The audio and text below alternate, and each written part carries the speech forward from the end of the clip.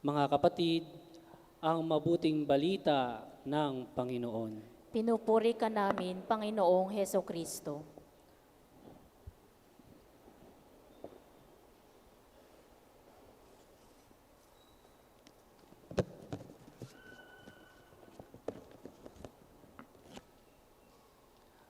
Magandang umaga po sa inyong lahat.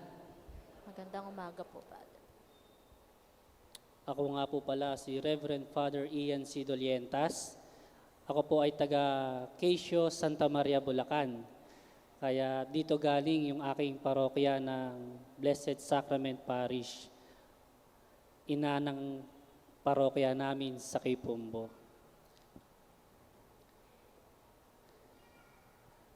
Mga ginigili kong mga kapatid, napakaganda ng ating ebanghelyo ngayon. Dahil kung iisipin natin, pwede nating talakayin yung pinakamaingay na issue ngayon, yung flood control. Pero dahil tayo ay nagdiriwang ng banal na misa, hindi ko muna doon pupuntahan o dadalhin ng aking homilya. Hayaan niyo pong ibahagi ko ang aking ebanghelyo, ang aking napagnilayan sa ating ebanghelyo ngayon. Kung titingnan natin sa ating ebanghelyo na narinig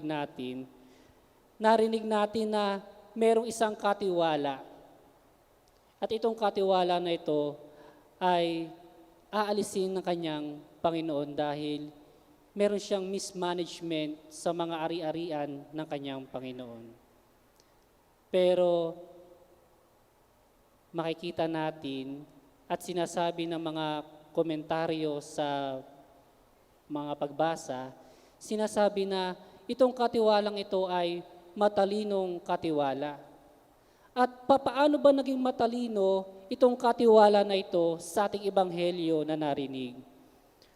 Matalino itong katiwala na ito dahil ang una niyang inisip agad nung siya ay tatanggalin sa pagiging katiwala ng kanyang Panginoon, naisip niya agad yung kanyang hinaharap. Kasi siguro dati, hindi pa niya naiisip kasi marami siyang kayamanan, marami siyang hawak-hawak na bagay sa kanyang buhay. Kaya nung nalaman niya na siya ay tatanggalin ng kanyang Panginoon, naisip niya agad yung kanyang hinaharap. Kasi tayo bilang isang tao, lalong-lalo na bilang isang Kristiyano, pumupunta lang tayo sa simbahan, pumupunta lang tayo at nagdarasal sa simbahan kasi meron tayong pangangailangan sa araw na ito. Meron tayong gustong makuha sa buhay natin sa araw na ito. Naiisip na ba natin yung mga mangyayari sa susunod na panahon para sa atin? At yun yung hinangaan ng Panginoon sa isang katiwala. Dahil yung katiwala, ayaw niya nang siya'y mahirapan. Maganda na yung kanyang buhay. Hindi niya kayang mamalimos.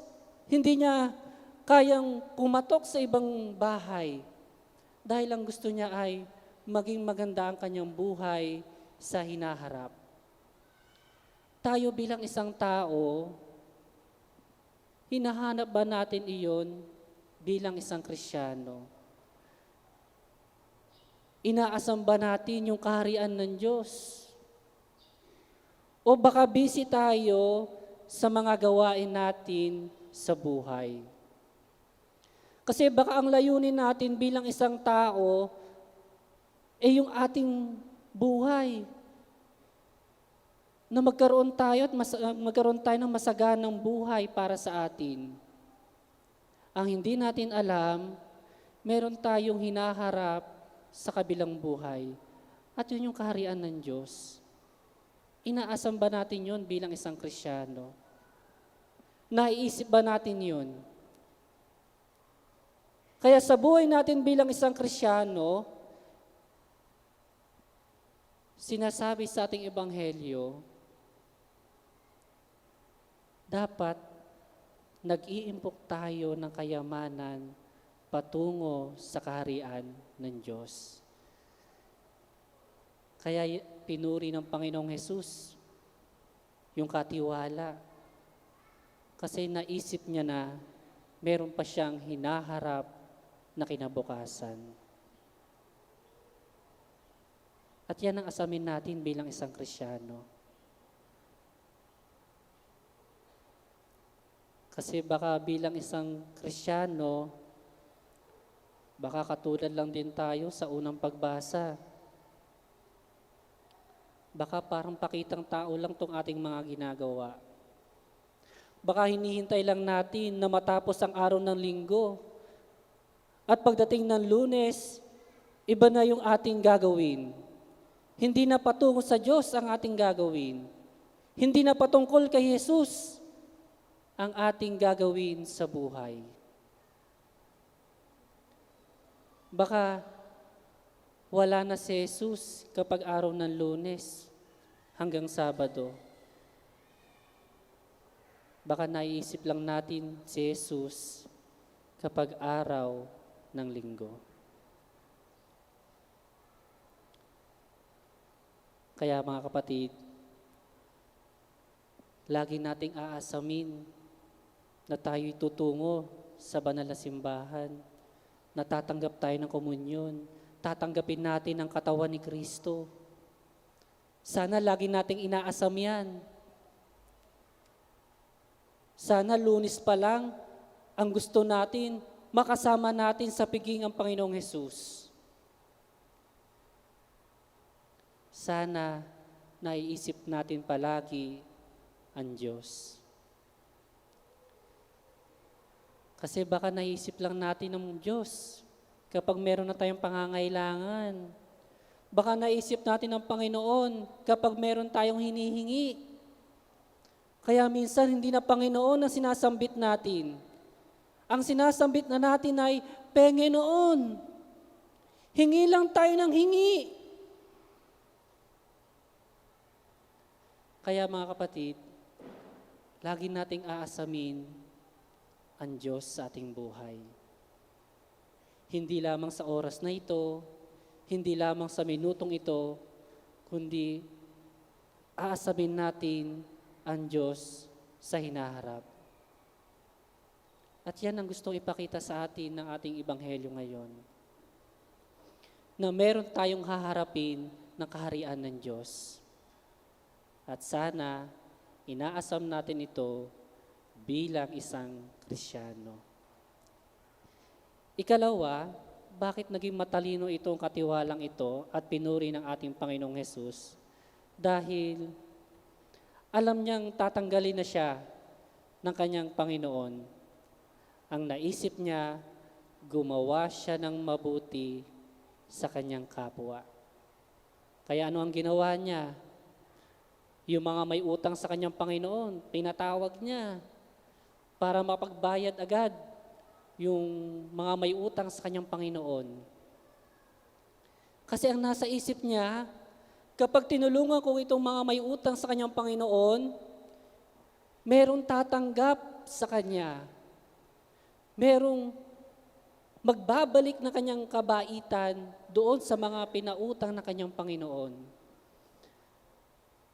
At doon humanga yung ating Panginoong Hesus na marunong palang magbigay itong katiwalang ito. Marunong pala siyang kumilala ng kapwa-tao. Kaya mga kapatid, kapag tayo nagbibigay, huwag sana nating iisipin yung pag tayo tumulong, ikaw tutulungan kita. Kaya kapag ikay tinulungan ko at ako'y nangangailangan, dapat tulungan mo rin ako. Kung sa Pilipino nga ay utang na loob. Dahil tinulungan kita, meron ka ng utang sa akin. Kapag ako naman ang nahihirapan, ako naman ang iyong tutulungan. Pero sana, hindi ganon yung pagtulong natin. Ang pagtulong natin, tutulong tayo ng buong puso at walang hinihintay na kapalit. Tutulong tayo. Hindi yung maghihintay pa tayo ng, ay, baka papurihan ako nito kasi tumulong ako. Kaya alam nyo po, sa Facebook, sa TikTok, minsan hindi ako naniniwala sa mga pagtulong ng ibang tao. Yung tutulong na merong picture, yung tutulong na merong video. Kasi ang tunay na pagtulong, hindi mo kailangan ipakita sa ibang tao na tumutulong ka. Hindi mo ipapakita sa ibang tao na nag-aabot ka sa mga mahihirap. Kasi kung taos-puso ang iyong pagtulong, kahit walang nakakakita, kahit wala kang kasama, at taos-puso ang iyong pagtulong, ibibigay mo sa taong nangangailangan. Kaya mga kapatid, sa pagtulong natin sa ating kapwa, dapat bukal. Dapat taos-puso. Wala tayong hinihintay na kapalit kapag tayo ay tumutulong. At yan ang gustong ipakita sa atin ng Ebanghelyo ngayon. Kapag tayo ay tumutulong sa ating kapwa na mayroong pagmamahal, lubos, wagas ang ating pagtulong, nakikita na natin ang kaharian ng Diyos.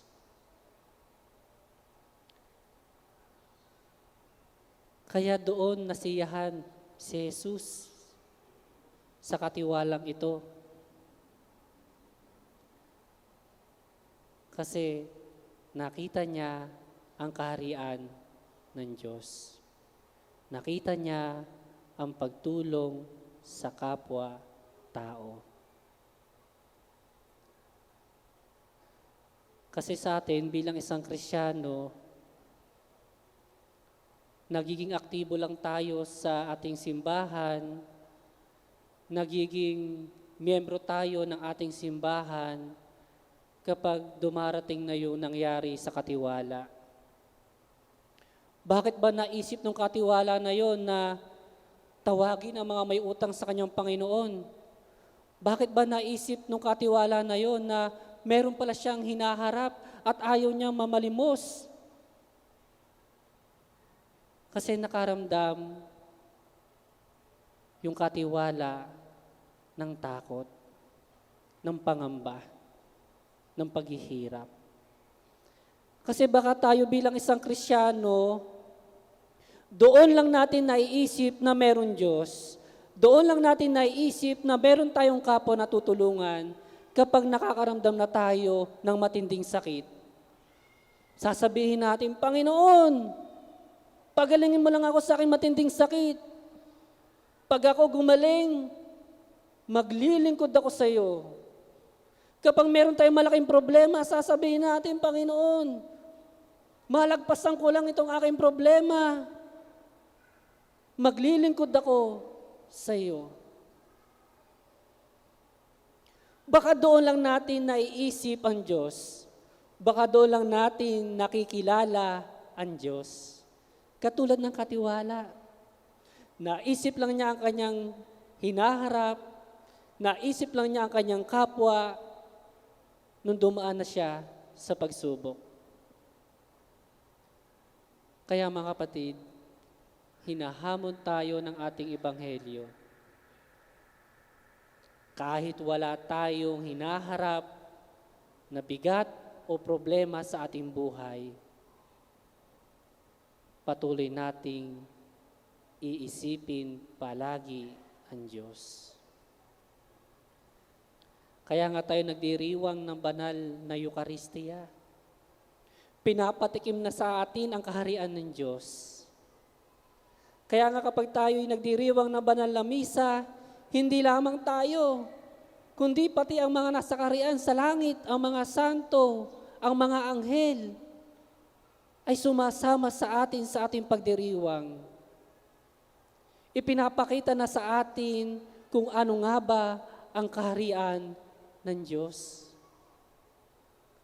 Kaya sana mga kapatid, lagi nating aasamin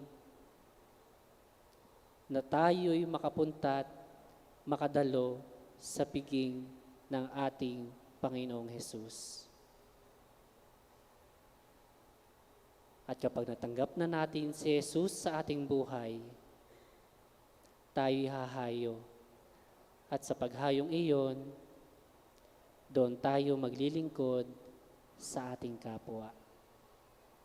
Kaya kung sa banal na pagdiriwang nakikita natin ang kabutihan ng Diyos, nakikita natin ang pagbibigay ng Diyos sa atin, ganun din dapat ang gagawin natin sa ating kapwa. Kung nararamdaman natin ang pagmamahal ng Diyos sa ating buhay, ipakita din natin yung pagmamahal na yon sa ating kapwa. Kung nararamdaman natin ang pagpapatawad ng Diyos sa atin kahit tayo makasalanan, matuto tayong magpatawad sa mga nagkasala sa atin. At kung tayo laging binibigyan ng Diyos ng biyaya, maliit man o malaki, itulong natin ito sa mga nangangailangan. Kaya mga kapatid, tingnan natin sa ating buhay. Kailan lang ba natin nakikilala ang Diyos? Kailan lang ba tayo tumutulong at naglilingkod sa ating kapwa? Maglilingkod lang ba tayo katulad ng ating narinig sa ating ebanghelyo na naramdaman niya na siya'y patatanggalin na ng kanyang Panginoon, doon lang siya nag-isip.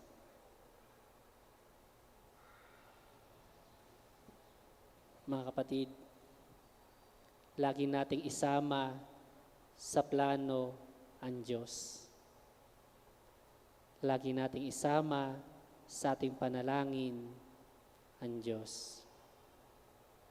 At dahil sa panalangin, sa pagkilala natin sa Diyos, doon natin magagawang maglingkod sa ating kapwa. Nawa, patuloy tayong bigyan ng ating Panginoon ng lubos na pagkilala sa Kanya araw-araw. At tamasin natin yung kaharian ng Diyos na inihahanda para sa atin. At lagi tayong tutulong sa ating kapwa upang ang ating yaman sa kaharian ng Diyos ay umunlad. Amen.